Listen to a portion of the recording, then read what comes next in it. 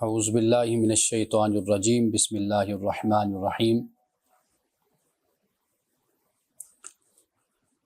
آج سورۃ الکہف پہ ہم بات کر رہے ہیں۔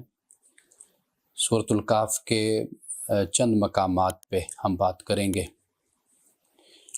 اس کی وجہ یہ ہے کہ اگر سورۃ الکہف پر ہم تفصیل کے ساتھ اور ان ڈیٹیل ہم بات کریں تو اس کے لیے آج کی پھر جو ہماری مجلس ہے، نشست ہے، یہ کافی نہیں ہوگی۔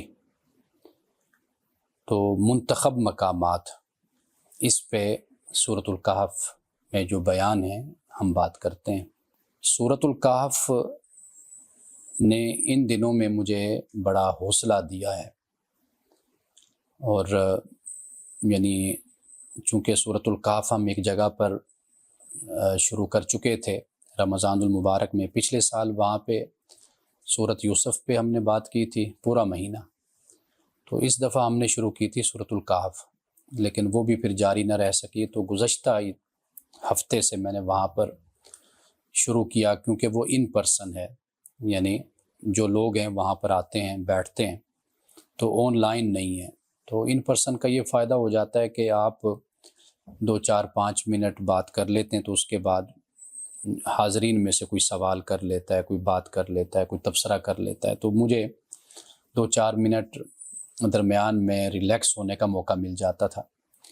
تو وہ سلسلہ تو میں نے گزشتہ ہفتے سے میں نے شروع کیا تھا، ہفتے میں 3 دن، منگل، بدھ اور جمعرات۔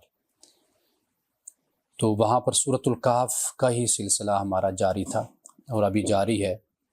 وہاں پر آئندہ ذوالقرنین پر ہم نے بات کرنی ہے، جو آخری 2 رکوع ہیں اس پر۔ تو اس لیے میں یہ ذکر کر رہا ہوں کہ آواز تھوڑی سی میری آہستہ ہے، اور میں ذرا سکون کے ساتھ آرام سے میں بات کروں گا، اور آخر میں جو سوالات ہوں گے پھر اس پر بھی ہم بات کر لیں گے۔ اگر درمیان میں بھی کوئی بات آپ میں سے کرنا چاہے تو اس پر بھی ہم بات کر سکتے ہیں۔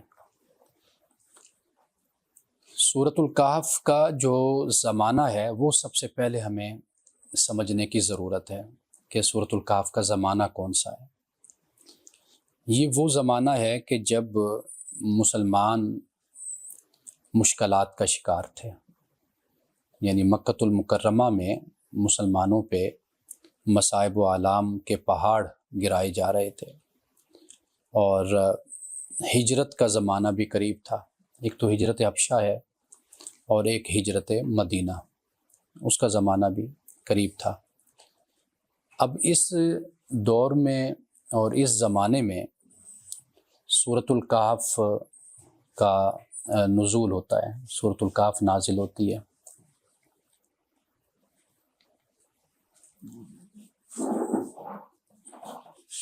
آپ ادھر آ جائیں، صالحہ ادھر آ جائیں۔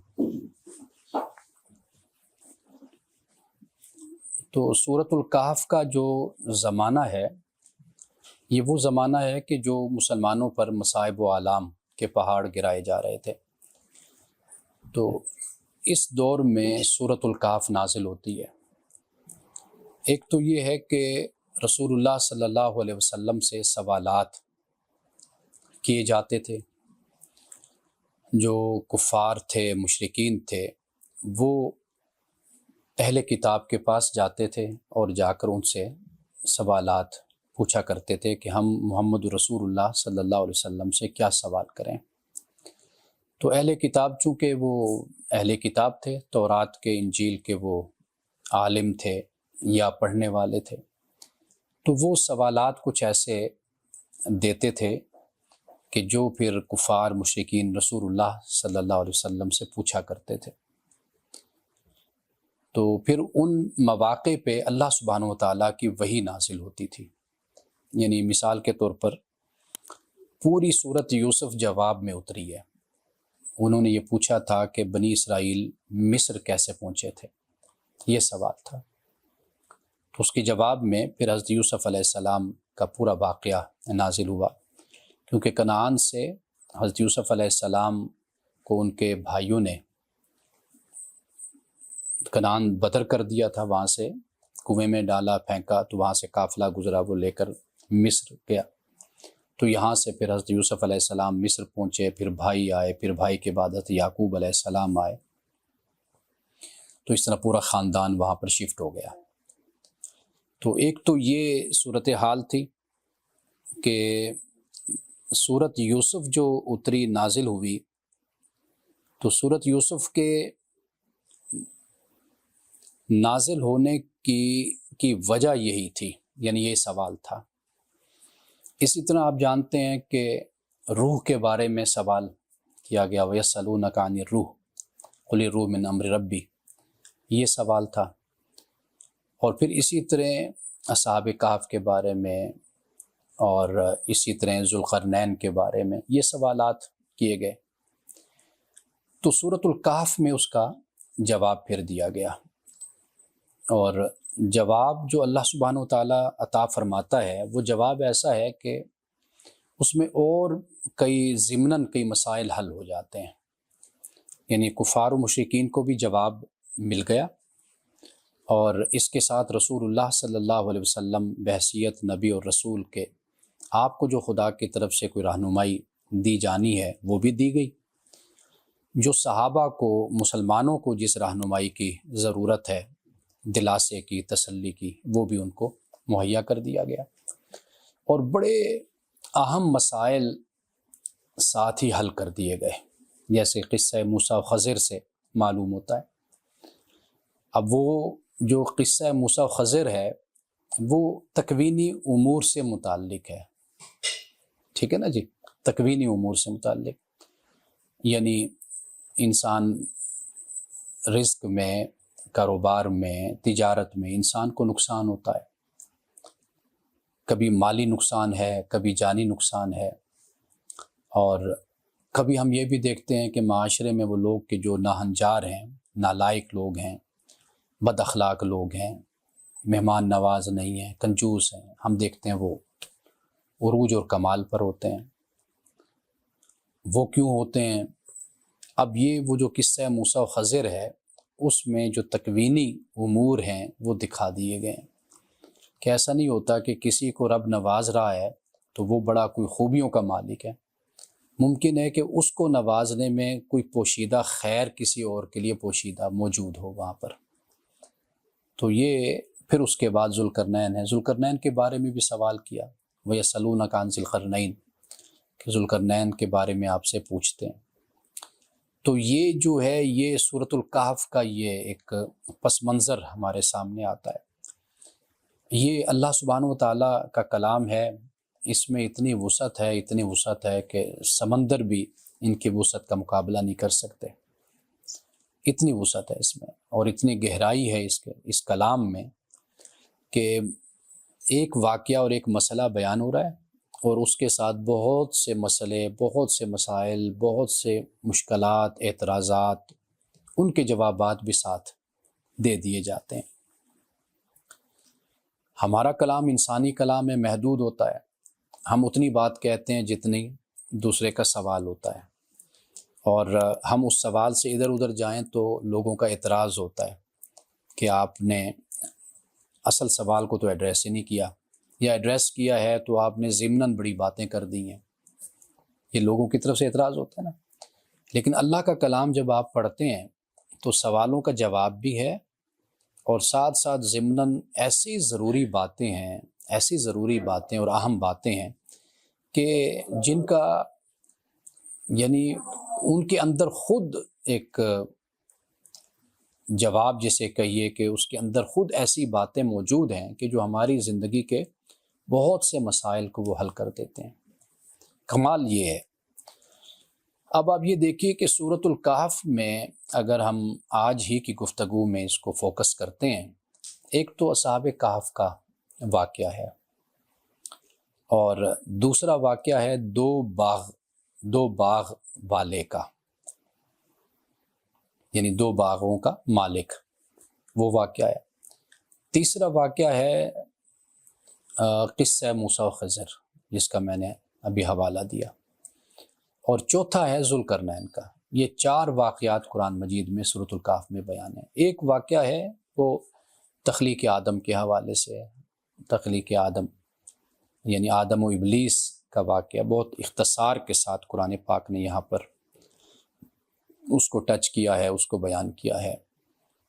اور پھر آغاز جب بات اللہ سبحانہ و تعالیٰ کرتا ہے تو سب سے پہلے تو یہ ہے کہ رسول اللہ صلی اللہ علیہ وسلم آپ بے چینی اور اضطراب کا آپ شکار تھے کہ لوگ اسلام کی طرف راغب نہیں ہو رہے، اسلام قبول نہیں کر رہے، تو کہیں ایسا تو نہیں ہے کہ کوئی میرے پہنچانے میں کوئی کمی کوتاہی، کوئی نقص رہ گیا، کوئی کمی بیشی کہ لوگ اسلام کی طرف کیوں نہیں۔ تو سب سے پہلے تو اللہ سبحانہ و تعالیٰ نے اپنے رسول صلی اللہ علیہ وسلم کو یہ دلاسا اور یہ تسلی دی کہ ایسا نہیں ہے، یعنی یہ اگر ایمان نہیں لاتے تو یہ ان کی اپنی بدبختی ہے، ان کی اپنی تاریکی اور اندھیرا ہے کہ جس میں یہ لوگ ہیں، فسق و فجور ہے، تعصب ہے، نفرت ہے، اس میں یہ لوگ گھرے ہوئے ہیں۔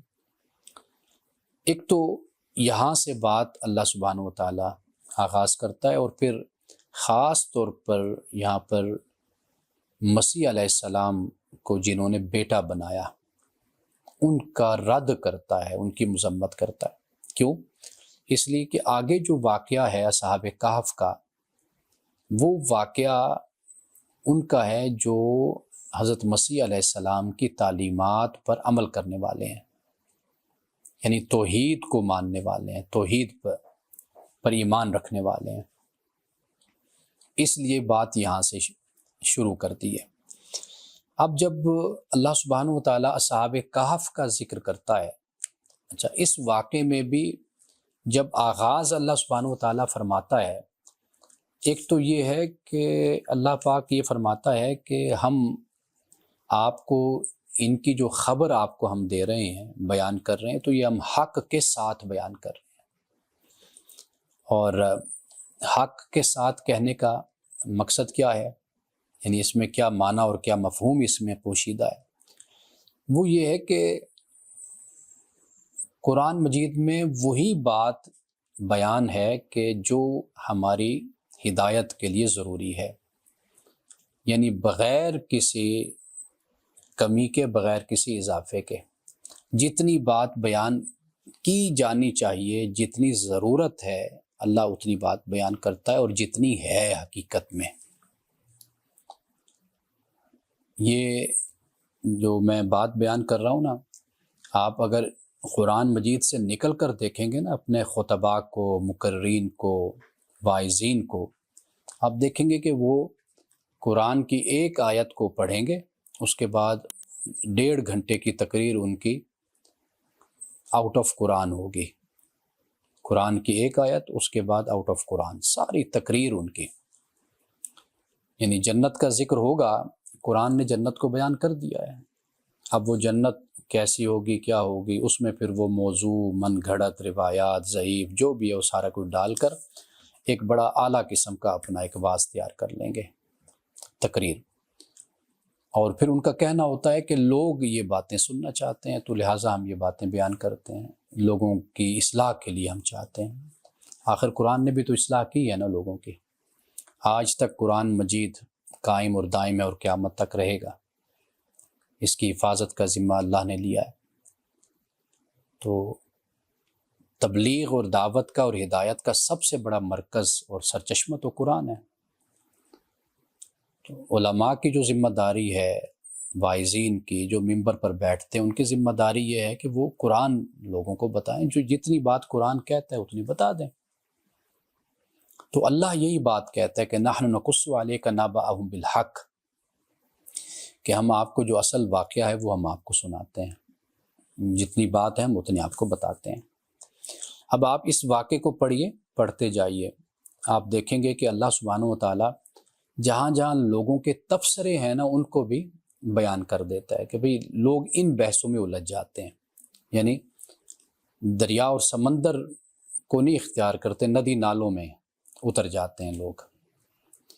تو یہاں پر آپ دیکھیے کہ ایک تو جو ان کی بحث ہے لوگوں کی، وہ قرآن پاک نے بیان کی ہے کہ وہ اس پر بحث کرتے ہیں کہ سیقولون ثلاثۃ الرابعہم کلبہم، وہ کہتے ہیں کہ 3 تھے، ان کا چوتھا کتا تھا۔ ویقولون خمسۃ سادسہم کلبہم رجم بالغیب، کہتے ہیں کہ 5 تھے، چھٹا ان کا کتا تھا۔ اب قرآن کیا کہتے ہیں؟ رجم بالغیب، کہ یہ لوگ بے تحقیق بات کہہ رہے ہیں۔ رجم ہوتا ہے نا پھینکنا، بالغیب انجانے میں، یعنی کوئی حقیقت یقین کچھ بھی حاصل نہیں ہے، بس اٹکل پچو جس کو کہا جاتا ہے، اسپیکولیشن، اندازے۔ اور پھر کہا وَيَقُولُونَ سَبْعَةٌ وَثَامِنُهُمْ كَلْبُهُمْ، کہتے ہیں کہ 7 ہیں اور 8واں ان کا کتا ہے۔ اب لوگ تو اس بحث میں پھنس گئے۔ دوسری بحث جو لوگ آپس میں کرتے ہیں وہ بحث ہوتی ہے کہ وہ اس حال میں کتنا عرصہ رہے۔ وَلَابِثُوا فِي كَهْفِهِمْ 300 سِنِينَ وَازْدَادُوا 9، کہتے ہیں کہ اپنے غار میں یہ 300 سال رہے۔ کچھ لوگ مدت کے شمار میں 9 سال کو بڑھا دیتے ہیں۔ وَازْدَادُوا 9، فرمایا قُلِ اللَّهُ أَعْلَمُ بِمَا لَابِثُوا، اللہ زیادہ جانتا ہے جو وہ رہے ہیں۔ لَهُ غَيْبُ السَّمَاوَاتِ وَالْأَرْضِ، آسمانوں اور زمین کا غیب اس اللہ کے لیے۔ اب صرف بھی واسمے، کتنا اچھا وہ سنتا دیکھتا اور سنتا ہے، وہ کیا خوب سنتا اور دیکھتا ہے۔ اب یہ بیان کر دیا نا، اب آپ یہ دیکھ لیجئے کہ کتنی اہم بات بیان کر دی گئی۔ ایک تو اللہ نے کہا کہ جتنی بات ہے ہم آپ کو اتنی بات بتاتے ہیں، وہ علام الغیوب ہے، عالم غیب السماوات والارض ہے، وہ اتنی بات بتاتا ہے جتنی بات ہے۔ باقی وہ کہتا ہے یہ قصے کہانیاں ہیں، ادھر ادھر کی باتیں، ان میں نہ الجھا کرو۔ لیکن انسانی ذہن ہے نا، آپ دیکھ لیجئے کہ ہمارے زمانے میں ایک صاحب تھے، انہوں نے رسول اللہ صلی اللہ علیہ وسلم کا سارا شجرہ نسب یاد کر رکھا تھا۔ اب وہ جو شروع ہوتے تھے اور ایسے بولتے چلے جاتے، جو بھی تاریخ میں بیان ہے وہ رٹا لگایا وہ انہوں نے ٹھیک ٹھاک حضرت ابراہیم علیہ السلام تک۔ اب وہ بولتے چلے، لوگ پھر واہ واہ سبحان اللہ، نعرہ تکبیر، پھر نعرہ رسالت، نعرہ حیدری، پھر وہ یہ تو۔ لیکن آپ تھوڑی دیر کے لیے غور کریں کہ اس میں کیا لوگوں کے لیے اصلاح کی کیا بات ہے، ہدایت کی کیا بات ہے اس میں، یعنی ایسی کیا انہوں نے کام کر دکھایا۔ ہارون رشید کے زمانے میں ایک شخص تھا، وہ کوئی کرتب دکھاتا تھا، تو ہارون رشید نے اس کرتب پر اس کو سزا دی تھی۔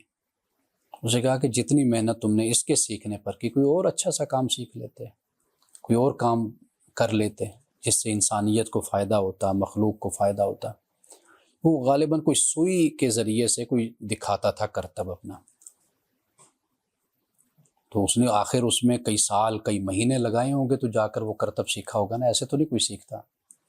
تو ہارون رشید نے اس کو سزا دی، انعام بھی دیا کہ بھی تم نے یہ کر کے دکھایا، پھر اس کو سزا بھی دی کہ بھی تم نے زندگی کے اتنے قیمتی سال اس پر ضائع کر دیے، تو اس سے اچھا تھا کہ تم کوئی مخلوق خدا کی بھلائی کا کام سیکھتے، کوئی علم کی بات کرتے، کوئی علم حاصل کرتے۔ تو اس طرح بہت سے کام آپ دیکھیں گے ہمارے ہاں ہوتے ہیں، علماء بیٹھ کر ممبر پہ کر رہے ہوتے ہیں، آپ ان کو علماء کہہ لیجئے، خطبہ یا واعظین آپ کہہ لیجئے، وہ تماشے بیٹھ کر دکھا رہے ہوتے ہیں ممبروں پر، لوگ ہنس بھی رہے ہوتے ہیں، مذاق ہوتا ہے۔ اب تو باقاعدہ سٹیج ون مین شو جیسے ہوتا ہے نا، سٹیج شو، کہ وہ مائک بھی اپنے پاس نہیں رکھتے، مائک بھی کوئی اور پکڑتا ہے، وہ باقاعدہ پھر اس کو پورا ایکشن کر کے دکھاتے ہیں۔ لیکن سوال یہ پیدا ہوتا ہے کہ اس سے کیا تعلق، لوگوں کی اصلاح کا کیا ہے اس سے تعلق، یعنی لوگ کیا سیکھ کر جا رہے ہیں۔ یہ وہی بات ہے جو قرآن نے کہی ہے کہ بھئی یہ اس بحث میں پھنسے ہوئے ہیں کہ بھئی یہ 3 ہیں، یہ 5 ہیں، یہ 7 ہیں، ان کی تعداد کیا ہے۔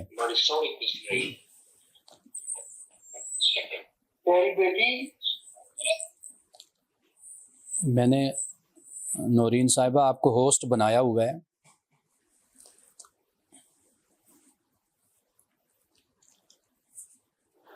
تو یہ جو بحث ہے کہ ان کی تعداد کیا تھی اور وہ کتنا عرصہ غار میں رہے، قرآن پاک نے یہ کہا کہ بھئی یہ لوگ ان بحثوں میں الجھتے ہیں جو خدا کی کتاب سے دور ہوتے ہیں، لیکن جو خدا کی کتاب کے ساتھ جڑے لوگ ہوتے ہیں وہ دیکھتے ہیں کہ اللہ نے اس میں کیا بیان کیا ہے. ان اللہ لا یستحی ان یضرب مثلا ما بعودۃ فما فوقها فاما الذین فیعلمون انہ الحق من ربہم واما الذین کفروا فیقولون ماذا اراد اللہ بہذا مثلا. تو علم رکھنے والے اور جو ایمان رکھنے والے ہیں وہ اتنی بات سے جڑے رہتے ہیں جو خدا نے بیان کی ہے، اور وہ یہ سمجھتے ہیں کہ یہ ہمارے عمل کے لیے، ہمارے علم اور ہماری ہدایت کے لیے ضروری ہے. اتنی بات بیان کرتے تھے. آپ کو آج یہ میری باتیں کچھ نئی سی تو محسوس ہو رہی ہوں گی، کیونکہ ہم اصل میں روایات سے اور داستانوں سے باہر نہیں آتے. ہمیں زیادہ یہی سننے کو ملتی ہیں. قرآن ہمیں سننے کو کم ملتا ہے. ہمارے ہاں قرآن تو ویسے پڑھایا نہیں جاتا، اگر پڑھایا جاتا ہے تو وہ ایک خاص نقطہ نظر سے اور ایک خاص مسلک کے پس منظر سے پڑھایا جاتا ہے. اب اس کے بعد یہ واقعہ میں نے آپ کو قرآن مجید نے جو بیان کیا وہ میں نے آپ کو بتا دیا. اچھا، اب ان کا جو اتنے سال حالت نیند میں رہنا جو قرآن پاک نے جیسے بیان کیا، وَتَحْسَبُهُمْ أَيْقَاظًا رُقُودٌ وَنُقَلِّبُهُمْ ذَاتَ الْيَمِينِ وَذَاتَ الشِّمَالِ، یہ جو کیفیت اور یہ جو حالت ان کی رہی ہے، اسے آپ یوں سمجھ لیجئے کہ یہ برزخ کا ایک مسئلہ ہے جس کو قرآن پاک نے حل کر دیا. موت کے بعد سے لے کر قیامت تک انسان کا اٹھنا، یہ جو ہے وقت جو انسان گزارتا ہے قبر میں، اس کو قرآن پاک نے بیان کر دیا. اب جب انسان اس کیفیت میں قیامت کے دن اٹھتا ہے تو قرآن پاک نے بیان کیا ہے کہ وہ مختلف مدتوں کو بیان کرے گا. کوئی کہے گا کہ جی میں 10 سال رہا اس حالت میں، کوئی سال، کوئی کہے گا جی میں کوئی 1 گھڑی 2 گھڑی اس حال میں رہا، کوئی کہ بس ایسے ہی وقت جیسے عشیۃً او ضحاہا، رات شام کا وقت ہوتا ہے یا صبح کا وقت ہوتا ہے، کچھ لمحے میں اس حالت میں رہا. یہ اٹھنے کے بعد انسان کی یہ قرآن مجید نے یہ مختلف اس کے جو عدد ہیں وہ بیان کی ہیں. مختلف لوگوں کے احساسات ہیں، کیفیات ہیں جو قیامت کے دن لوگ بیان کریں گے. یہ برزخ کا مسئلہ بھی حل ہو، کیونکہ یہ کفار کا بھی سب سے بڑا مسئلہ تھا اور یہ دیگر اقوام کا بھی سب سے بڑا مسئلہ تھا، اور آج بھی ہمارے ہاں یہ سب سے بڑا مسئلہ ہے ملحدین کا. وہ یہ کہتے ہیں کہ بھئی جب ہم مر جائیں گے تو مرنے کے بعد کیسے ہو سکتا ہے کہ ہمیں اٹھایا جائے. تو یہاں پر اصحاب کہف ہی کے واقعے کو اگر آپ لے لیں گے نا تو اللہ تعالیٰ نے اس میں بہت سے مسئلے حل کر دیے ہیں. ایک تو وہ جو گراوٹ اور پستی علم کی ہوتی ہے نا، جو وقت کے ساتھ مومنین میں، مسلمانوں میں پیدا ہو جاتی ہے، جو ہم میں پیدا ہو چکی ہے، کہ ہم کس سے روایات، وہ جو اقبال نے کہا نا کہ یہ امت روایات میں کھو گئی، حقیقت خرافات میں کھو گئی، تو ہم روایات میں کھو گئے. یہ کرسچینٹی بھی اسی طرح کھو گئی تھی اور یہودی بھی اسی طرح کھو گئے تھے. آج ہم مسلمان بھی اسی طرح کھو گئے. خدا کی کتاب سے ہمارا تعلق کمزور ہو گیا. تو اس واقعے کو صرف آپ پڑھتے رہیے نا، یہ اتنا کچھ اس کے اندر بیان کر دیا جاتا ہے کہ برزخ کا مسئلہ بھی اس میں حل ہو گیا کہ جو انسان نہیں مانتا قبر کے بعد اٹھنے کے معاملے کو، یعنی اللہ کی بارگاہ میں حاضری کو، تو یہاں پر اس مسئلے کو بھی بتا دیا کہ بھی دیکھو وہ کئی سو سال، اب قرآن پاک نے 300 سال کہا، آپ اتنی مدت کہہ لیں یا اس سے کم کہہ لیں، وہ اللہ جانتا ہے کہ اللہ عالم غیب السماوات والارض. لیکن بہرحال قرآن پاک نے اس واقعے کو عجب کہا ہے. عجب سے مراد یہی ہے، یعنی ایک انہونا سا واقعہ یہ جو رونما ہوا ہے. تو یہ عام واقعہ تو نہیں ہے، یعنی یہ ایک ایسا واقعہ ہے کہ آپ دیکھیے کہ جب وہ اٹھتے ہیں تو اس وقت اقتدار اس کا نہیں ہوتا جس کے اقتدار میں وہ مشکلات کا شکار ہوئے اور پھر وہاں سے روپوش ہو گئے، جا کر غار میں بیٹھ گئے. اب اس کا اقتدار نہیں اس بادشاہ کا، اب دوسرا ہے. یعنی پہلے مشرک کا اقتدار تھا، پھر کرسچن کا اقتدار آ گیا، یعنی توحید والوں کا اقتدار آ گیا. یہ شفٹنگ ہو گئی نا. اب یہ اس پہ کتنے سال گزرے، ایک بڑا طویل عرصہ گزرا کہ بالکل مختلف لوگ آ گئے. پھر وہ سکہ لے کر قرآن پاک بیان کرتا ہے وہ مارکیٹ میں جاتے ہیں تو واضح بات ہے کہ لوگ پریشان ہو گئے کہ یار یہ کہاں سے آ گیا ہے سکہ، یہ تو کتنے سال ہو گئے، یہ تو متروک ہو گیا ہے، کرنسی نہیں چل رہی۔ تو یہ اس زمانے کے بادشاہ کے زمانے کی کرنسی ہے، یہ آج لے کر آ گئے یہ۔ پھر آہستہ آہستہ پھر آپ یہ بھی دیکھیے کہ قوم کا حال کیا ہوتا ہے۔ وہ جو کسی شاعر نے کہا نا کہ مر جائے انسان تو بڑھ جاتی ہے قیمت، زندہ رہے تو جینے کی سزا دیتی ہے دنیا۔ تو یہ جو صورتحال ہوتی ہے، یا وہ دوسرے ایک اور شعر بھی ہے کہ اسے ناقدری عالم کا صلہ کہتے ہیں، اسے ناقدری عالم کا صلہ کہتے ہیں، مر گئے ہم تو زمانے نے بہت یاد کیا۔ تو یہ جو ناقدری ہوتی ہے نا، یعنی اب ان کی زندگی میں ان کے ساتھ جو ہوا، لیکن مرنے کے بعد کیا ہوا جی؟ اب ان کے مقبرے بنائے جائیں، مسجد بنائی جائے، یادگار بنائی جائے، کیا بنایا جائے؟ آخر پھر مسجد طے ہوئی، پھر مسجد بنائی گئی۔ لیکن آپ دیکھیے کہ زندگی میں بیچارے کتنے پریشان اور مشکلات کا شکار، عوام کی طرف سے بھی اور حکمرانوں کی طرف سے بھی۔ لیکن آخر میں کیا؟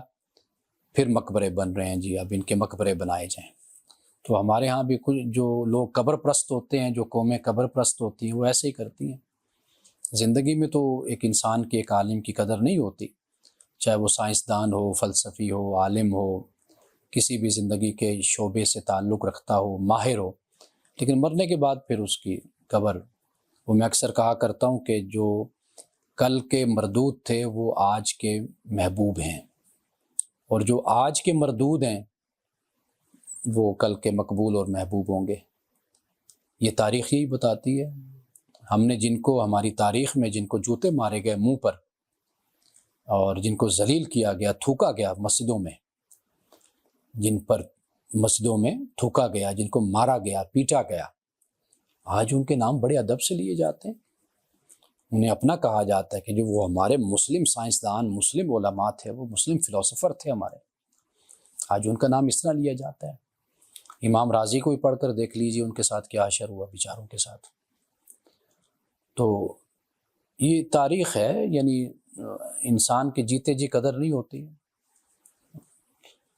تو وہ پھر مرنے کے بعد 200-300 سال کے بعد متقدمین بن جاتے ہیں، وہ سارے جو آج جن کی بات نہیں سنی جا رہی ہوتی، نہیں مانی جا رہی ہوتی، یا ان کو تنقید کا نشانہ بنایا جاتا ہے یا ذلیل کیا جاتا ہے، 200-300 سال گزرتے ہیں تو پھر وہ متقدمین بن جاتے ہیں۔ تو خیر، اب اس کے بعد ہم آتے ہیں دوسرے واقعے کی طرف۔ دوسرا واقعہ ہے 2 باغوں کا۔ اب اس میں ایک شخص جو ہے وہ ہے ایمان والا، جو ذرا ماڑا سا ہے، غریب سا ہے۔ ایک ہے کہ جو 2 باغ والا ہے۔ اب اس میں جو ہمیں تعلیم دی گئی وہ میں بعد میں بیان کرتا ہوں، لیکن ایک بات یہاں پہ میں واضح کرتا چلوں کہ قرآن مجید جب مثل کے ساتھ بات کرتا ہے نا، وَاضْرِبْ لَهُمْ مَثَلًا، کئی مرتبہ ایسے ہوتا ہے کہ ضروری نہیں کہ وہ واقعہ رونما ہوا ہو زمین پر۔ اصحاب کہف کا تو واقعہ رونما ہوا نا، بیان ہوا، موسیٰ و خضر کا واقعہ بھی ہے، ذوالقرنین کا بھی ہے۔ اب یہ جو واقعہ ہے، اسی طرح سورۃ القلم میں بھی، نون والقلم وما یسطرون جو سورت ہے، اس میں بھی ایک باغ کا ذکر ہے، اصحاب الجنہ، باغ والوں کا ذکر ہے۔ اب ضروری نہیں کہ یہ واقعہ رونما ہوا ہو، لیکن مثال کے ذریعے سے ایک واقعہ بیان کیا جاتا ہے، رہنمائی ہوتی ہے دونوں کے لیے، ایمان والوں کے لیے بھی، کفر کرنے والوں کے لیے بھی، کامیاب لوگوں کے لیے بھی اور ناکام لوگوں کے لیے بھی، دونوں کے لیے رہنمائی ہوتی ہے۔ اب وہ جو ایمان والے ہیں ان کو بتایا جاتا ہے کہ استقامت، صبر اور اللہ کی راہ کو نہیں چھوڑنا۔ دوسرے کی صورت یہ ہوتی ہے کہ وہ کفر پر ہوتے ہوئے بھی، نافرمان ہوتے ہوئے بھی خوشحال ہوتا ہے۔ اب یہاں پر جو ایک نفسیات وجود میں آتی ہے نا، وہ نفسیات یہ ہوتی ہے کہ بھئی کہ مال دولت تو میرے پاس ہے، تو تم کیسے، تمہارا نظریہ اور تمہارا عقیدہ کیسے سچا اور حق پر ہو گیا؟ تم تو غربت میں ہو، مفلسی میں ہو، مشکلات میں ہو، تمہارے پاس تو کچھ نہیں ہے، نہ کوئی سوسائٹی میں اسٹیٹس ہے تمہارا، نہ دنیا میں کوئی عزت ہے تمہاری، ہماری تو عزت ہے، مقام ہے، تو لہٰذا ہمارا اسٹیٹس ہے، ہمارا مقام ہے، تو لہٰذا ہمارا عقیدہ، ہمارا نظریہ سچا ہے۔ یہ جو سوچ ہے یہ سپریورٹی کی، مال اور دولت کی بنیاد پر قائم ہوتی ہے، ورنہ مال اور دولت یہ انسان کے پاس امتحان کے طور پر ہے۔ ممکن ہے ایک شخص اللہ کا بڑا پسندیدہ اور بڑا ہی مالدار ہو، یہ بھی ہو سکتا ہے۔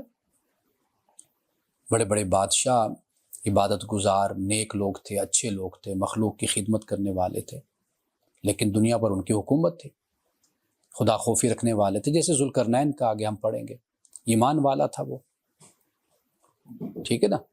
اب دوسری صورت جو بن جاتی ہے، دوسری صورت یہ بن جاتی ہے کہ ممکن ہے ایک شخص جو ہے وہ تنگ دست ہو تو خدا کا پیارا نہ ہو، برگزیدہ نہ ہو، تو مطلب یہ ہے کہ دولت کا ہونا نہ ہونا یہ کوئی معیار نہیں ہے۔ ممکن ہے کہ ایک شخص جس حالت میں بھی ہو خدا کا پیارا ہو، جس حالت میں بھی خدا کا پیارا نہ ہو، تو لہٰذا یہاں پر جو بات ہمیں سمجھائی گئی، بتائی گئی ہے، وہ یہ ہے کہ احقاق حق جس کو کہا جاتا ہے وہ بنیاد ہے، وہ بنیادی بات ہے کہ حق کو آپ نے حاصل کرنا ہے، اس کو چھوڑ دیجئے کہ مال ہے، دولت ہے، نہیں ہے کیا ہے، اسٹیٹس ہے، نہیں ہے، اس کا کوئی تعلق ہی نہیں ہے۔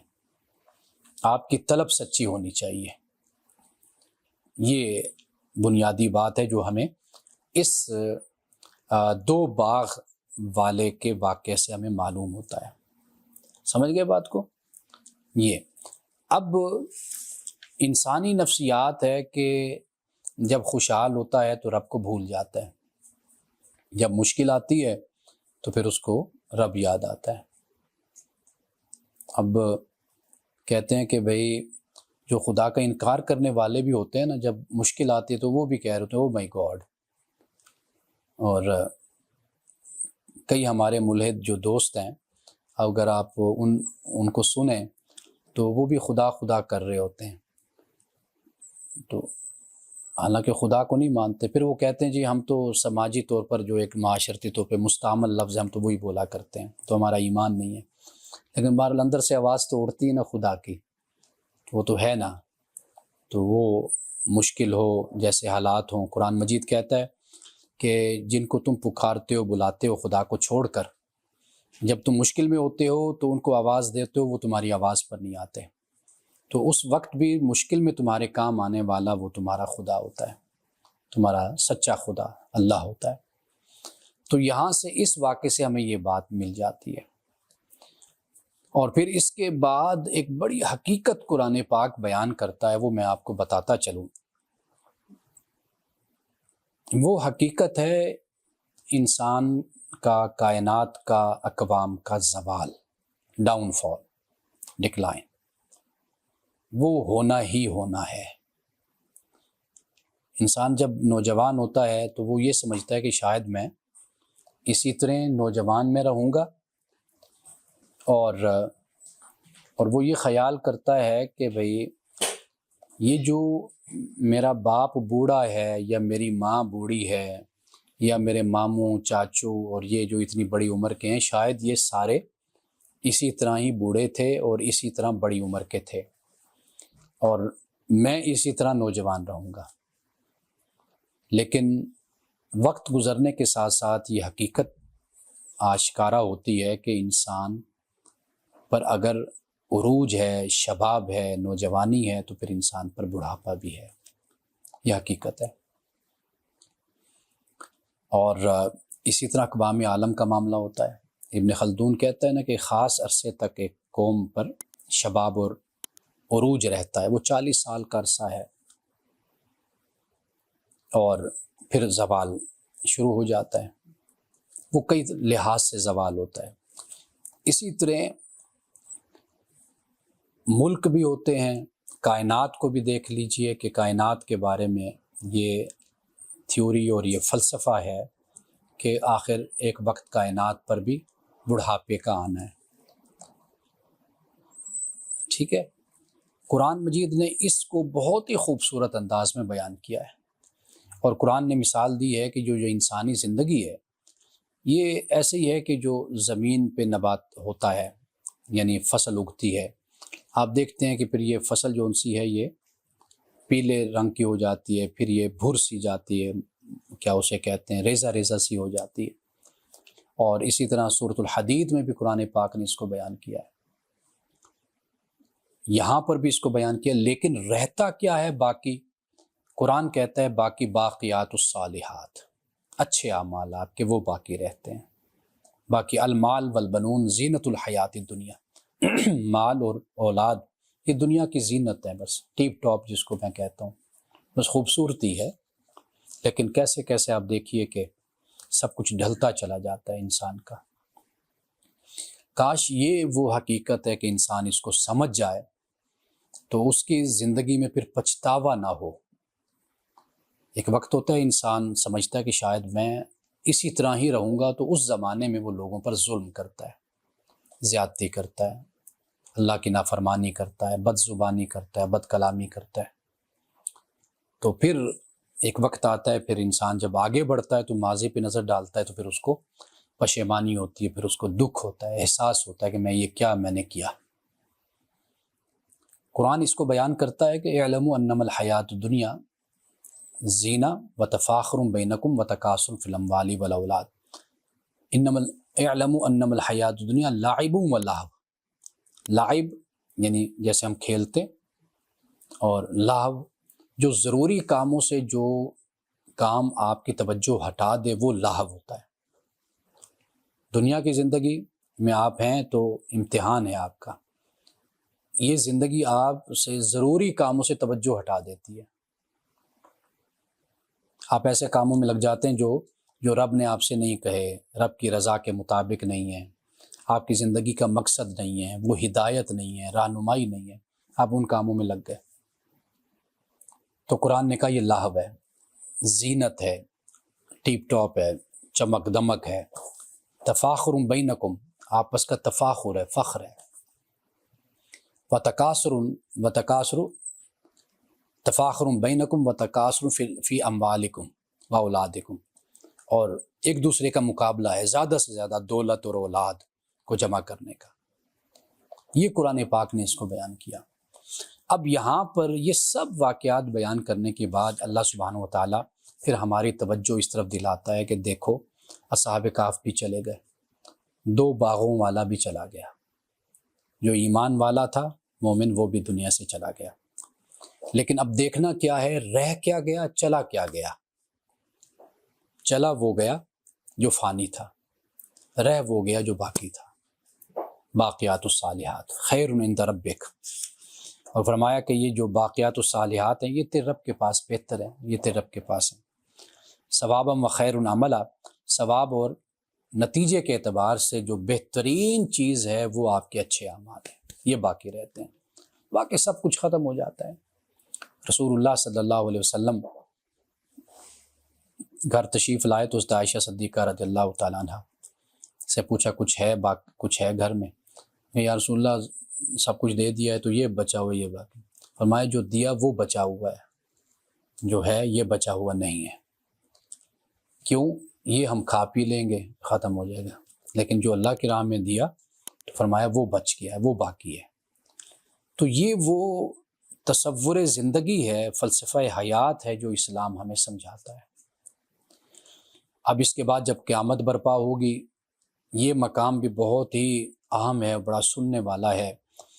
قرآن کہتا ہے کہ یہی لوگ جو آخرت کا انکار کرنے والے تھے، جب ان کے سامنے کتاب ان کی رکھی جائے گی نا، اعمال نامہ یہ دیکھیں گے تو یہ کیا کہیں گے، یا ویلتنا ما لہذا الکتاب، ہائے افسوس یہ کیسی کتاب ہے، لا یغادر صغیرۃ ولا کبیرۃ الا احصاها، کہ اس کتاب نے تو کچھ بھی نہیں چھوڑا، چھوٹی سی چھوٹی بات، بڑی سی بڑی بات، ہر چیز اس کے اندر ہے۔ یعنی ہمارے لیے کوئی فرار کا راستہ نہیں ہے، کوئی جسٹیفیکیشن کا، کوئی اعتذار کا، کوئی معذرت کا، ایکسکیوز کا کوئی راستہ نہیں ہے ہمارے پاس، ہر چیز اس کتاب کے اندر موجود ہے۔ وَوَجَدُوا مَا عَمِلُوا حَاضِرًا، اور جو انہوں نے کیا وہ سب کا سب وہ سامنے اپنے پائیں گے۔ وَلَا يَظْلِمُ رَبُّكَ أَحَدًا، اور تیرا رب کسی سے ظلم نہیں کرتا۔ بالکل ایسے کلیئر کٹ معاملہ ہوگا، ٹرانسپیرنٹ سسٹم ہوگا، ہر چیز بندے کے سامنے آ جائے گی۔ یوم تشہد علیہم السنتہم وایدیہم وارجلہم بما کانوا یعملون، ہاتھ پاؤں زبان ہر چیز قیامت کے دن ان کے خلاف بولے گی، بات کرے گی۔ خدا کے ہاں تو سی سی ٹی وی کیمرے شیمرے تو کوئی چیز بھی نہیں ہے نا، تو یہ ایجاد آج کی ہے نا، لیکن خدا کے ہاں جو نظام ہوگا، جو سسٹم ہوگا، وہ اتنا اعلیٰ نظام ہوگا کہ انسان انکار ہی نہیں کر سکے گا۔ اب اس کے بعد آ جائیے، ہم ڈائریکٹ چلتے ہیں اب قصہ موسیٰ و خضر پہ۔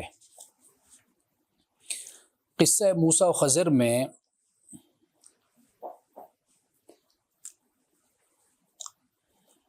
تین کریکٹر ہیں بنیادی طور پر۔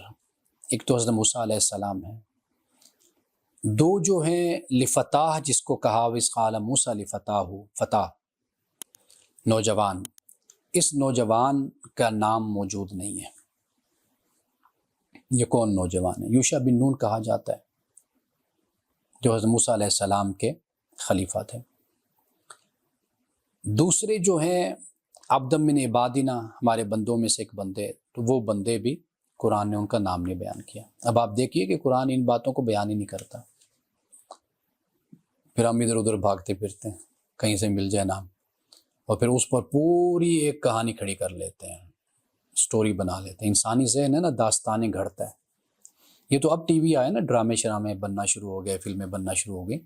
تو پہلے یہی ہوتا تھا، چوپال ہوتی تھی اور ایک جسے کہتے ہیں کہ مل بیٹھ کر لوگ بیٹھ جاتے تھے اور قصے شروع ہو جاتے تھے۔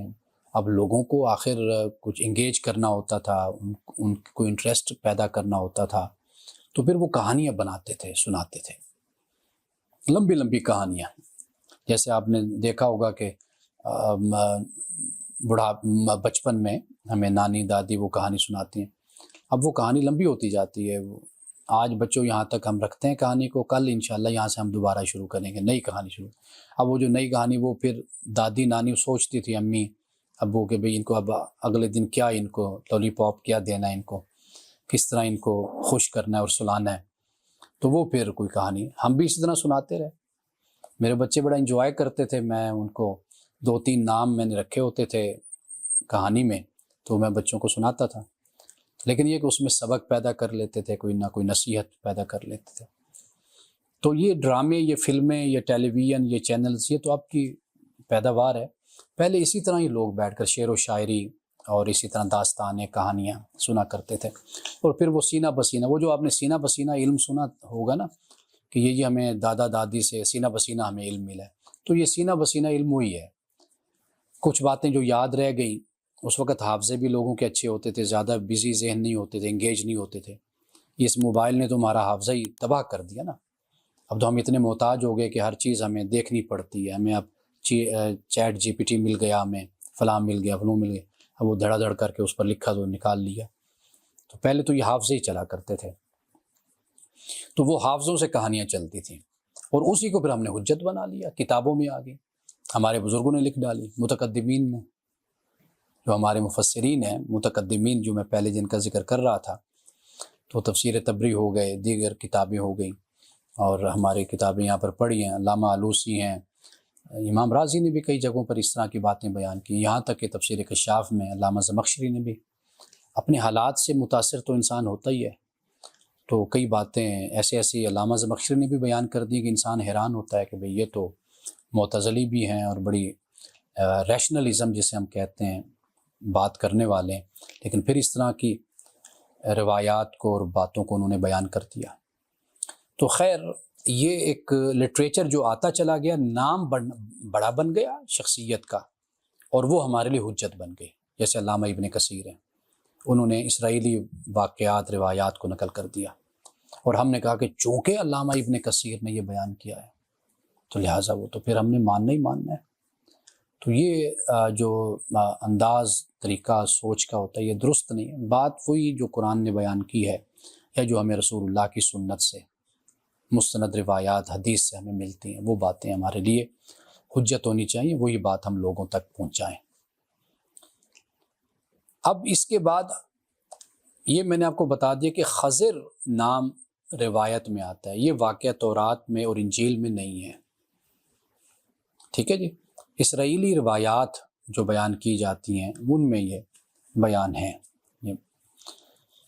اب یہ واقعہ یہ ہے کہ 3 جگہوں پر یہ واقعہ رونما ہوتا ہے۔ پہلا واقعہ یہ ہے کہ کشتی میں سوراخ کر دیا حضرت خضر نے، تو ہم اردو میں خضر بولتے ہیں تو آپ خضر بھی بول سکتے ہیں، یعنی اگر لکنت اور شکل پیدا ہوتا ہے بولنے میں، خضر کہنے میں، تو خضر بھی کہہ سکتے ہیں، کوئی یعنی اس پر کوئی پابندی نہیں ہے، آپ کی اپنی زبان کا ایک استعمال ہے وہ آپ کر سکتے ہیں۔ اگر مسجد کو مسجد کہا جا سکتا ہے تو خضر کو خضر بھی کہا ہی جا سکتے ہیں، غلط العام بھی ہو جاتا ہے لفظ۔ تو ایک تو یہ واقعہ ہوا کہ کشتی میں سوراخ کر دیا، اور حضرت موسیٰ علیہ السلام اس پر بولے آپ اللہ کے پیغمبر ہیں اور آپ شریعت کے مطابق کسی کا نقصان کرنا یہ درست عمل نہیں ہے، تو آپ نے صحیح بات کہی اس وقت کہ بھئی یہ آپ نے کیوں کیا ایسا۔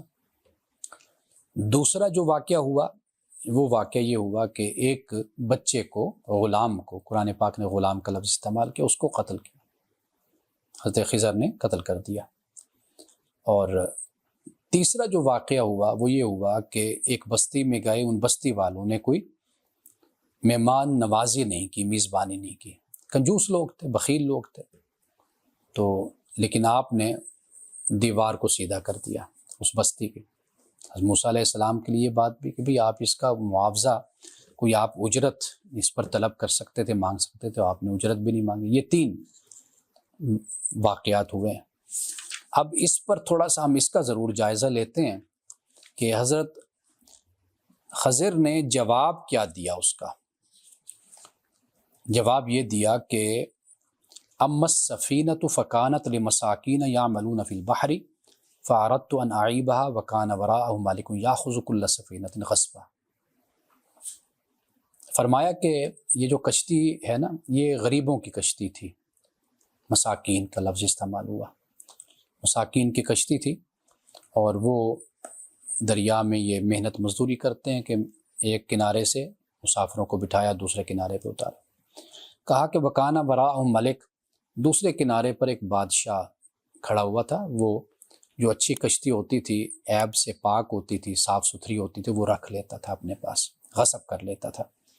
تو میں نے اس لیے اس میں عیب کر دیا کہ تاکہ جب وہ کنارے پہ پہنچے تو وہ دیکھے کہ یہ تو ٹوٹی سی کشتی ہے، سیکنڈ ہینڈ سی ہے، تو میں نے اس کو کیا رکھنا، تو وہ یہ ظلم نہ کرتا، تو میں نے اس لیے اس کشتی میں یہ عیب پیدا کر دیا۔ اب اس سے ایک بات ہمیں سمجھ آ گئی، وہ جو تکوینی امور کی میں نے بات کی کہ نقصان میں بھی بعض اوقات فائدہ پوشیدہ ہوتا ہے۔ ایک چھوٹا نقصان ہے، اللہ ممکن ہے کہ اس سے بڑا فائدہ آپ کو پہنچا دے۔ ہم دعا بھی کرتے ہیں نا اللہ کی بارگاہ میں، تو رسول اللہ صلی اللہ علیہ وسلم نے یہی فرمایا نا کہ دعا کبھی بھی رد نہیں ہوتی، جو آداب اور شرائط کے ساتھ مانگی جاتی ہے رد نہیں ہوتی، اللہ کسی نہ کسی صورت میں اس کا بدلہ دیتا ہے، یعنی یا تو فوری طور پر وہ جو مانگا دے دیا گیا، یا پھر تاخیر کر دی گئی۔ اس تاخیر میں یہ ہے کہ اس سے کہیں بہتر اللہ تعالیٰ انسان کو عطا کرے، اگر دنیا میں نہیں تو آخرت میں تو اس کا صلہ ضرور اللہ انسان کو دیتا ہے۔ تو لہٰذا یہ ہے کہ نقصان اگر ہوتا ہے ظاہری طور پر تو پوشیدہ فائدہ ممکن ہے اس کے اندر ہو، ایک یہ بات ہو گئی۔ اب اس کے بعد جو دوسرا واقعہ رونما ہوا وہ بچے کا ہوا۔ کیا فرمایا؟ فرمایا کہ فَخَشِينَ أَن يُرْهِقَهُمَا طُغْيَانًا وَكُفْرًا، کہ مجھے اندیشہ ہوا کہ یہ بڑا ہو کر اپنی سرکشی اور کفر سے اپنے والدین کو تنگ کرے گا، ان کو ستائے گا، ان پر بوجھ ڈالے گا، جبر کرے گا۔ تو ہم نے چاہا کہ ان یبدلہما ربہما خیرا منہ زکاۃ واقرب رحما، کہ اس کی جگہ اللہ تعالیٰ انہیں بہتر اولاد عطا کر دے، اور یعنی جو ایسی اولاد عطا کرے جو پاکیزگی میں بھی بہتر ہو اور شفقت کرنے والی ہو۔ اب یہ واقعہ ہوا، یعنی جانی نقصان ہوا، لیکن اس جانی نقصان میں بھی والدین کا کیا ہوا؟ فائدہ ہوا ہے۔ یہ ایسے ہے کہ جیسے کسی کا بچپن میں بچہ فوت ہو جاتا ہے، چھوٹا ہوتا ہے بچہ، اب دیکھیے نا، مفسرین نے لکھا کہ جو غلمان ہیں، ممکن ہے کہ یہ وہ چھوٹے بچے ہوں کہ جو ابھی اس عمر کو نہیں پہنچے تھے جو مکلف کی عمر ہوتی ہے، تکلیف کی، احکام کا اطلاق جس پر جب ہوتا ہے، تو یہ اس عمر سے پہلے دنیا سے چلے گئے، تو جنت میں ان کی ڈیوٹی، ذمہ داری خدمت کی لگ گئی کہ جنت میں رہیں گے، یہ غلمان ہیں۔ یہ غلمان غلام کی جمع ہے، ایسے نا جی سلکرنین صاحب؟ تو غلمان تو جنت میں ہیں یہ۔ اب یہ جانی نقصان میں فائدہ ہو گیا، والدین جن کے بچے چھوٹی عمر میں رخصت ہو جاتے ہیں ان کے لیے تسلی ہو گئی۔ رسول اللہ صلی اللہ علیہ وسلم کے اپنے صاحبزادے ابراہیم جب وفات پا گئے تو گود میں آپ نے ان کو اٹھایا ہوا تھا، لیا ہوا تھا، تو آپ کی آنکھوں سے آنسو جاری تھے، تو ایک صحابی عرض کرتے ہیں یا رسول اللہ آپ بھی رو رہے ہیں، یعنی آپ اللہ کے رسول ہیں، تو فرمایا کہ یہ جو آنکھوں سے آنسو نکلنا ہے، بہنا ہے، یہ اللہ کی رحمت کی نشانی ہے۔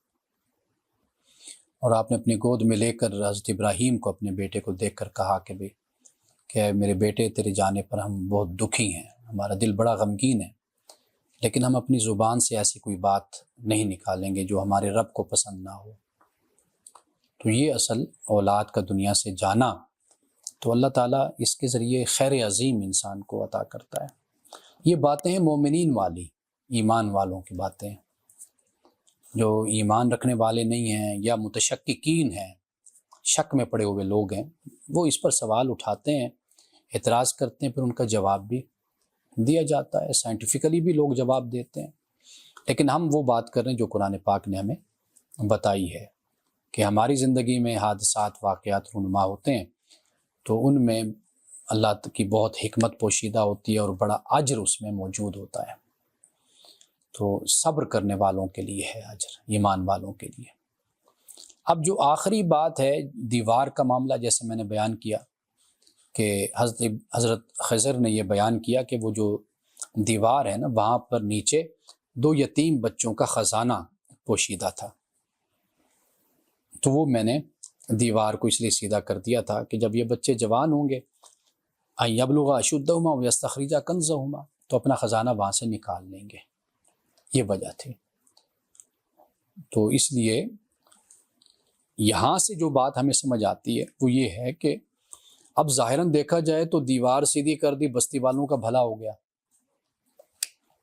اور بستی والے کون سے؟ جو بڑے ناہنجار، بڑے کنجوس اور بخیل، بد اخلاق قسم کے لوگ ہیں، کہ جو ایک پیغمبر ہے اور ساتھ دوسرا پیغمبر ہے۔ حضرت خضر کے بارے میں اختلاف ہے، بعض لوگ کہتے ہیں پیغمبر، بعض فرشتہ کہتے ہیں، بعض غیر نبی کہتے ہیں، تو زیادہ بات جو ہے وہ یہی ہے کہ یہ پیغمبر ہیں۔ لیکن یہ جو جب معاملات ہم تکوینی امور کے دیکھتے ہیں، یونیورسل افیئرز جن کو ہم کہتے ہیں، کائنات سے متعلق، انسانی زندگی سے متعلق جو واقعات رونما ہوتے ہیں، ان کو دیکھتے ہیں تو پھر ایسا لگتا ہے کہ یہ فرشتے ہیں، کیونکہ یہ امور فرشتوں کے سپرد ہوتے ہیں۔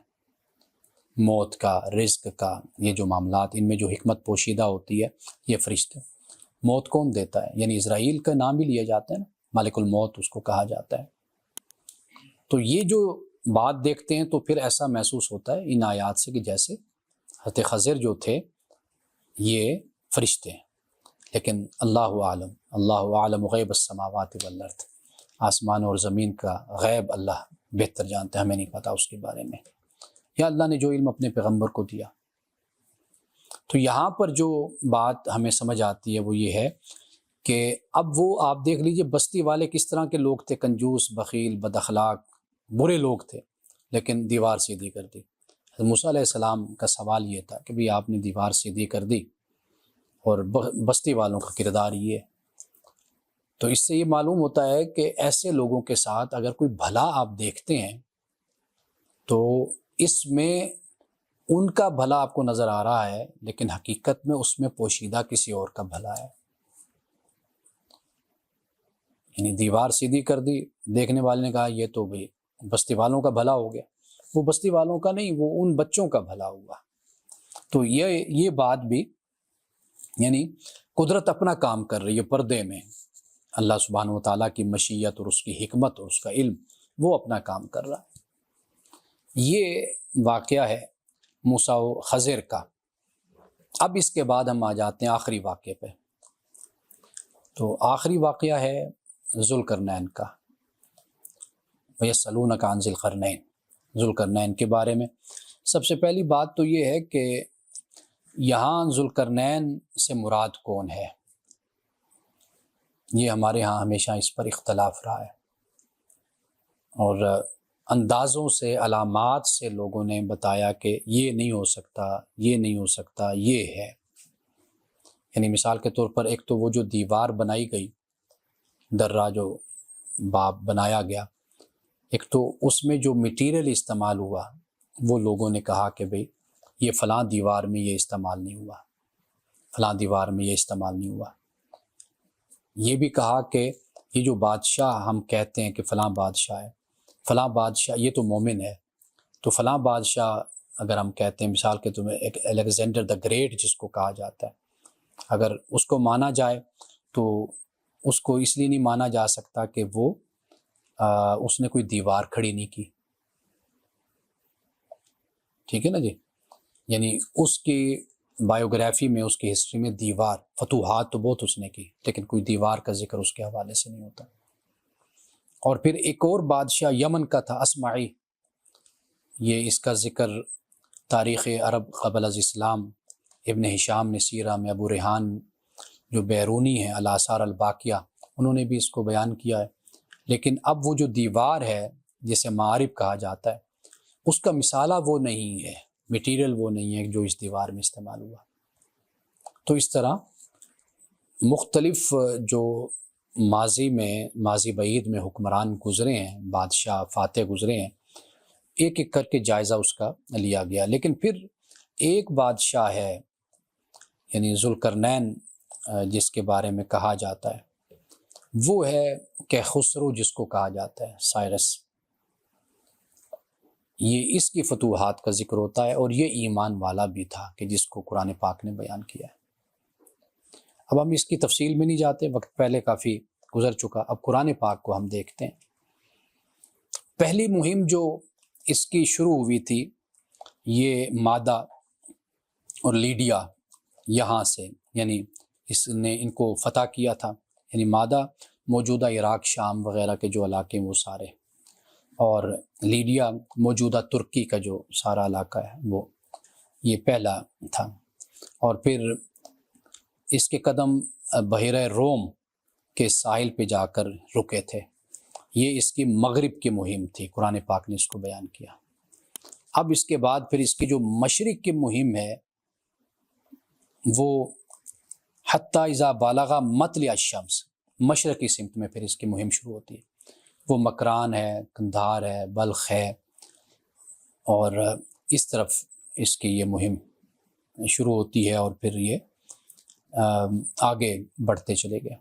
اب یہ جو دو مہمیں ہیں، ان کا ذکر تو ہمیں تاریخ میں مل جاتا ہے، کتابوں میں مل جاتا ہے، لیکن جو تیسری مہم ہے اس کے بارے میں تورات بھی خاموش ہے سارے، لیکن یہ پھر 19ویں صدی میں مسلمان محققین، مورخین، ابوالکلام آزاد کا اس حوالے سے ذکر کیا جاتا ہے، مولانا مودودی کا بھی ذکر ہوتا ہے کہ پھر ان لوگوں کی تحقیق، ریسرچ ہے، جس کے بعد یہ تیسری مہم کے بارے میں ہمیں پتہ چلتا ہے، خاص طور پر مولانا ابوالکلام آزاد کا۔ اچھا، اب یہ جو تیسری مہم ہے، یہ یہاں پر پھر یاجوج ماجوج کا ہمیں ذکر ملتا ہے، ٹھیک ہے جی۔ اب یہ یاجوج ماجوج کے بارے میں ہمارے ہاں جو کچھ کہانیاں بیان ہوئی پڑی ہیں، علمان والحفیظ، تو لیکن یہ ہے کہ یاجوج ماجوج در حقیقت حضرت نوح علیہ السلام کے بیٹے یافس کی اولاد ہیں،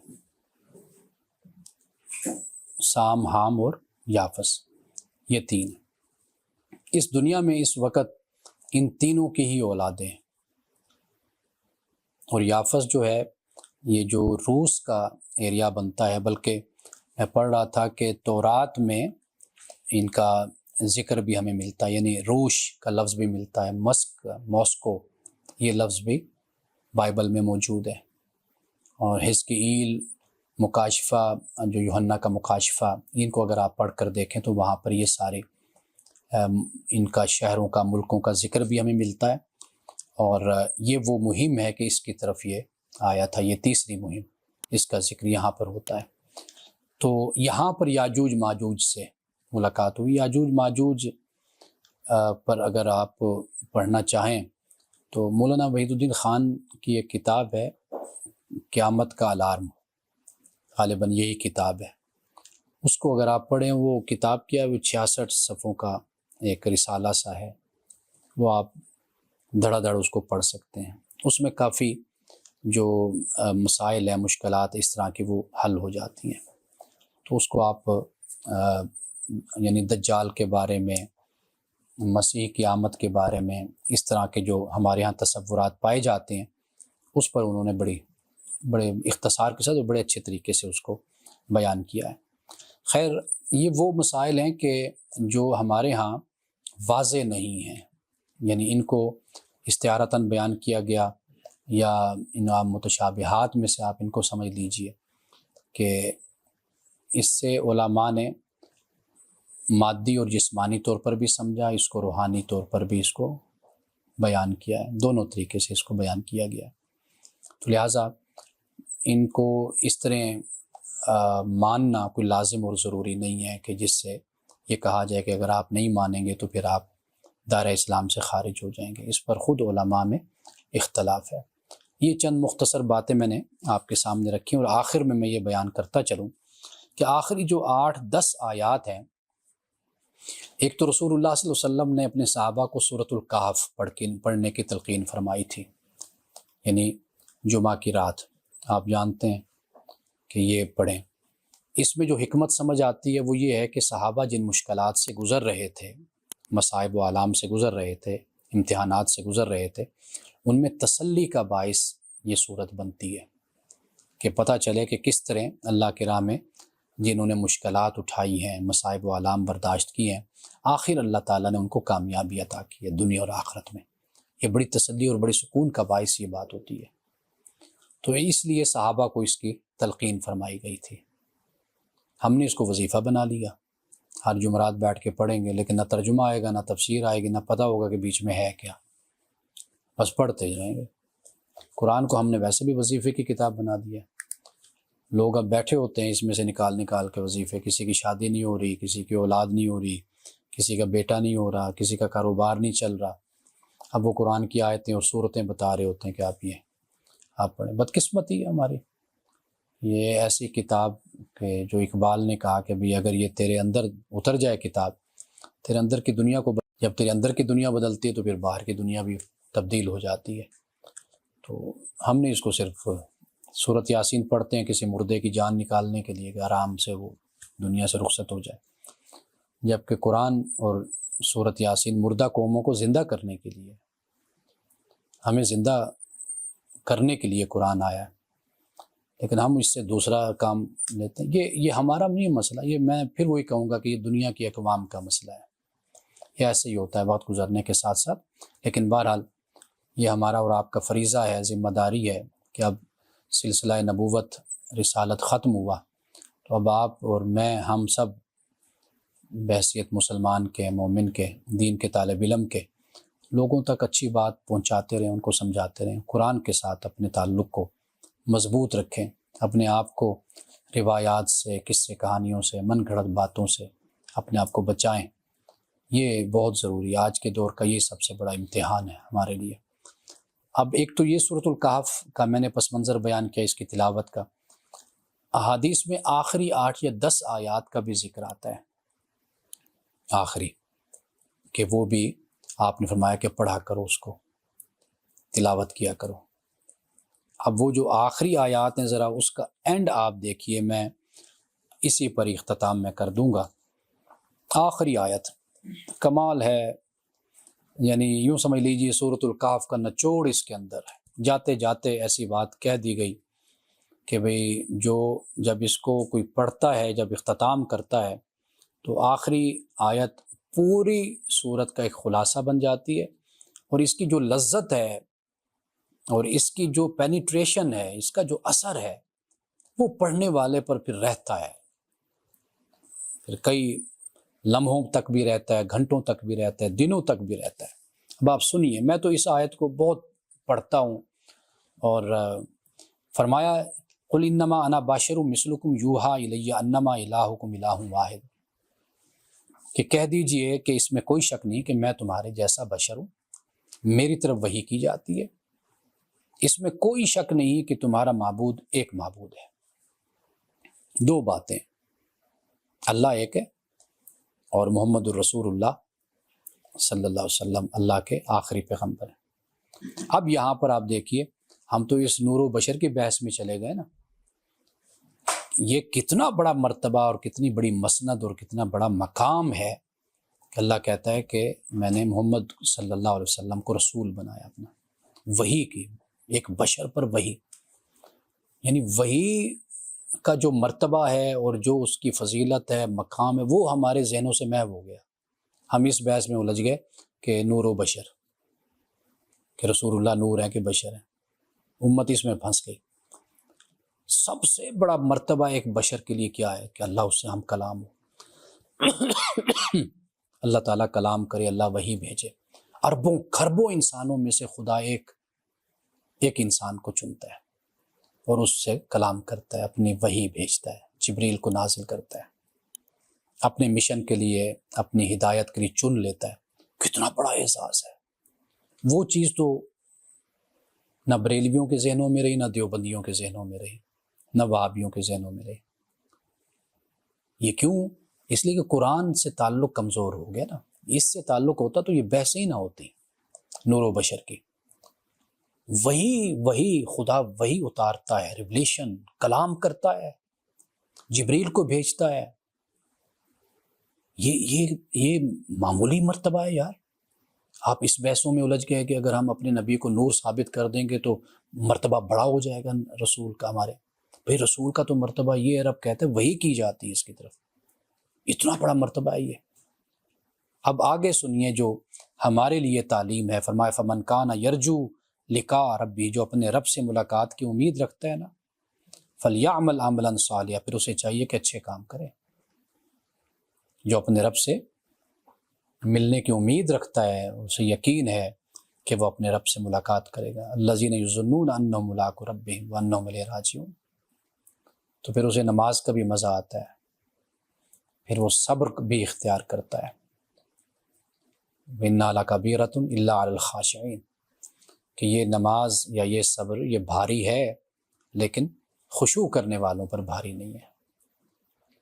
اور خشوع کون کرتے ہیں؟ جو یقین رکھتے ہیں اس بات کا کہ وہ اپنے رب سے ملاقات کرنے والے ہیں اور اسی کی طرف لوٹنے والے ہیں۔ تو فرمایا کہ جو اپنے رب سے ملاقات کی امید رکھتا ہے نا، اسے چاہیے کہ پھر اچھے کام کرے۔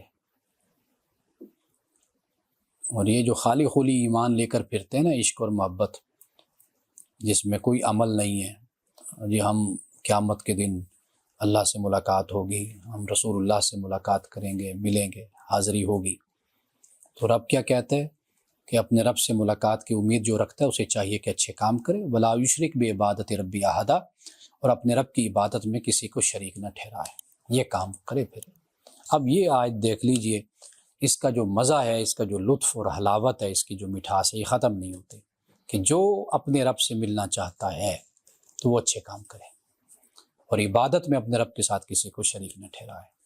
جو اس طرح زندگی گزارے گا تو وہ در حقیقت کامیاب اور کامران ہوگا۔ یہ خلاصہ ہے اصحاب کہف کی زندگی کا، اور ان دو باغوں والے اس کا سبق بھی یہاں سے مل جاتا ہے۔ موسیٰ خضر کے واقعے کا بھی سبق اس میں ہے، اور ذوالقرنین کا جو واقعہ ہے اس کا سبق بھی اس کے اندر موجود ہے۔ بارک اللہ لنا ولکم فی القرآن العظیم ونفعنا وإیاکم بالآیات والذکر الحکیم۔